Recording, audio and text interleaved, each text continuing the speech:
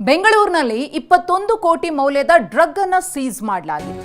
Nigeria drug ಪೆಡ್ಲರ್ಗಳಿಂದ ಮಾದಕ ವಸ್ತು seize ಆಗಿದೆ. ಲಗೇಜ್ ಬ್ಯಾಗ್ನಲ್ಲಿ ಡ್ರಗ್ ಅನ್ನು ಅಡಗಿಸಿ ಇಟ್ಟಿದ್ದ ಪೆಡ್ಲರ್ಗಳು 3 ನೈಜೀರಿಯಾ ಪ್ರಜೆಗಳನ್ನ ಸಿಸಿಬಿ ಬಂಧಿಸಿದೆ. 10 ಕೆಜಿ 270 ಗ್ರಾಂ ಕ್ರಿಸ್ಟಲ್ ಸೀಸ್ ಆಗಿದೆ. ಎಂಡಿಎಂಎ 4 ಮೊಬೈಲ್ 2 ದ್ವಿಚಕ್ರ ವಾಹನ ಸೇರಿದಂತೆ ಇತರೆ ವಸ್ತುಗಳನ್ನು ಸೀಸ್ ಮಾಡಲಾಗಿದೆ. ಮಾದನಾಯಕನಹಳ್ಳಿಯ ಬೈಲಕೊನೆಹಳ್ಳಿಯಲ್ಲಿ ವಾಸವಾಗಿದ್ರು. ಬಾಡಿಗೆ ಮನೆಯಲ್ಲಿ ನೈಜೀರಿಯಾ ಗ್ಯಾಂಗ್ ವಾಸವಾಗಿತ್ತು. ವಿದ್ಯಾರ್ಥಿಗಳು ಐಟಿ ಉದ್ಯೋಗಿಗಳಿಗೆ ಡ್ರಗ್ ಮಾರಾಟ ಮಾಡ್ತಾ ಇದ್ರು.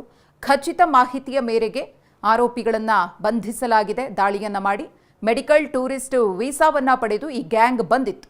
ವೀಸಾ ಅವಧಿ ಮುಗ್ದಿದ್ರೂ ಕೂಡ ಬೆಂಗಳೂರಿನಲ್ಲಿ ಅನಧಿಕೃತವಾಗಿ ಇವರು ವಾಸವಾಗಿದ್ರು ಅನ್ನೋದು ಗೊತ್ತಾಗಿದೆ. ಬಂಧಿತ ನೈಜೀರಿಯಾ ಮೂಲದ ಪ್ರಜೆಗಳ ಫೋಟೋವನ್ನು ಕೂಡ ಗಮನಿಸ್ತಾ ಇದ್ದೀರಿ. ಇವರ ಟಾರ್ಗೆಟ್ ವಿದ್ಯಾರ್ಥಿಗಳು, ಐಟಿ ಕಂಪನಿಯ ಉದ್ಯೋಗಿಗಳು. ಅವರಿಗೆ ಡ್ರಗ್ಸ್ ಅನ್ನು ಸಪ್ಲೈ ಮಾಡುವಂತಹ ಕೆಲಸವನ್ನ ಮಾಡ್ತಾ ಇದ್ರು. ಬರೋಬ್ಬರಿ 21 ಕೋಟಿ ಮೌಲ್ಯದ ಡ್ರಗ್ಸ್ ಅನ್ನ ಸೀಸ್ ಮಾಡಲಾಗಿದೆ. ವೀಸಾ ಅವಧಿ ಕೂಡ ಮುಗ್ದಿತ್ತು, ಆದರೂ ಕೂಡ ಬೆಂಗಳೂರಿನಲ್ಲಿ ವಾಸ ಆಗಿದ್ರು ಅನಧಿಕೃತವಾಗಿ. ಈ ರೀತಿ ಇನ್ನೂ ಅದೆಷ್ಟು ಮಂದಿ ಬೆಂಗಳೂರಿನಲ್ಲಿ ಹರಡ್ಕೊಂಡಿದ್ದಾರೋ ಗೊತ್ತಿಲ್ಲ.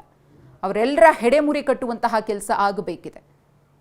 ಈ ಕುರಿತು ಮತ್ತಷ್ಟು ಮಾಹಿತಿಯನ್ನ ಕೊಡ್ತಾರೆ ನಮ್ಮ ಪ್ರತಿನಿಧಿ ಪ್ರಜ್ವಲ್, ಹೇಗೆ ನಡೀತು ಸಿಸಿಬಿ ಅಧಿಕಾರಿಗಳಿಂದ ಕಾರ್ಯಾಚರಣೆ?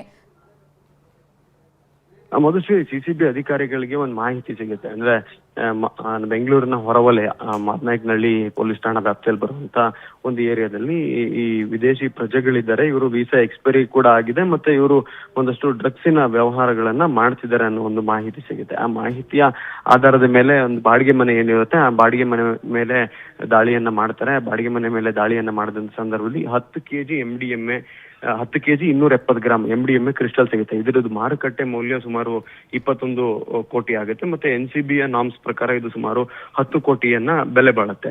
ಈ ಆರೋಪಿಗಳು ಏನಿದ್ದಾರೆ, ಇವರು ಪ್ರಮುಖವಾಗಿ ಒಂದು ಟ್ರಾಲಿ ಬ್ಯಾಗ್ ಇದೆ. ಆ ಟ್ರಾಲಿ ಬ್ಯಾಗ್ ನಲ್ಲಿ ಹಿಂದೆಗಡೆ ಒಂದು ಕಾರ್ಡ್ಬೋರ್ಡ್ ಶೀಟಿನ ರೀತಿಯಲ್ಲಿ ಶೀಟನ್ನ ಅಳವಡಿಸ್ಕೊಳ್ತಾರೆ. ಅದರ ಹಿಂದಕ್ಕೆ ಆಮೇಲೆ ಅದ್ರ ಮೇಲ್ಗಡೆ ಕಾರ್ಡ್ಬೋರ್ಡ್ ಶೀಟಿನ ಮೇಲ್ಗಡೆ ನಾರ್ಮಲ್ ಆಗಿ ಬಟ್ಟೆನ ತುಂಬ್ತಾರೆ. ನಾರ್ಮಲ್ ಆಗಿ ಅದನ್ನ ಟ್ರಾವೆಲ್ ಅನ್ನ ಮಾಡ್ಲಿಕ್ಕೆ ಬಳಸೋ ರೀತಿಯಲ್ಲೇ ಅದನ್ನ ತಂದಿರ್ತಾರೆ. ಈಗ ಮೇಲ್ನೋಟಕ್ಕೆ ಇದು ದೆಹಲಿಯ ಭಾಗದಿಂದ ಬೆಂಗಳೂರಿಗೆ ಬಂದಿದೆ ಅಂತೇಳಿ, ದೆಹಲಿ ಭಾಗದಿಂದ ಬೆಂಗಳೂರಿಗೆ ಬಂದಿದೆ. ಬೆಂಗಳೂರಿಗೆ ಬಂದು ಇದು ಐಟಿ ಉದ್ಯೋಗಿಗಳು ಮತ್ತೆ ಪಾರ್ಟಿಗಳಲ್ಲಿ ಇಲ್ಲಿ ಸರ್ಕ್ಯುಲೇಟ್ ಆಗ್ಬೇಕಾಗಿತ್ತು. ಅದಾಗಕ್ ಮುಂಚೆನೆ ಸಿಸಿಬಿ ಅಧಿಕಾರಿಗಳು ಇದನ್ನ ಇಂಟರ್ಸೆಪ್ಟ್ ಮಾಡಿ ಹಿಡಿಯುವಂತ ಕೆಲಸವನ್ನ ಮಾಡಿದ್ದಾರೆ ಅಂತ. ಈ ಡ್ರಗ್ಸ್ ಏನಿದೆ, ಈ ಸುಮಾರು 21 ಕೋಟಿ ರೂಪಾಯಿ ಮಾರುಕಟ್ಟೆ ಮೌಲ್ಯದ ಡ್ರಗ್ಸ್ ಏನಿದೆ, ಇದು ಸಾರ್ವಜನಿಕರಿಗೆ ಅಥವಾ ಡ್ರಗ್ ವ್ಯಸನಿಗಳಿಗೆ ತಲುಪುವ ಮೊದಲೇ ಪೊಲೀಸರು ಇದನ್ನ ಪತ್ತೆ ಹಚ್ಚುವಲ್ಲಿ ಯಶಸ್ವಿಯಾಗಿದ್ದಾರೆ. ಧನ್ಯವಾದ ಪ್ರಜ್ವಲ್, ತಮ್ಮ ಮಾಹಿತಿಗಾಗಿ.